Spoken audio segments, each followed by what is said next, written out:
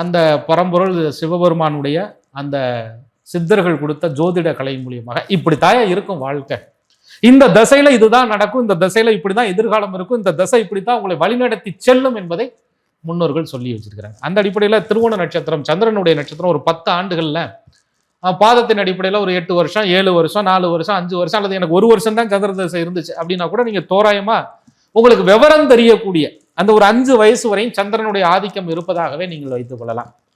உங்க ஜாதகத்துல எடுத்து பாத்தீங்கன்னா ஜனனகால சந்திர மகாதிசை இருப்பு வருடம் இத்தனை வருடம் இத்தனை மாதம் இத்தனை நாள் அப்படின்னு எழுதியிருக்கும். உங்க டேட் ஆஃப் பர்த்தோட அதை அப்படியே கூட்டிக்க வேண்டியது. அத்தனை வருஷம் நீங்க சந்திரனுடைய ஆளுமைக்குள்ள இருப்பீங்க.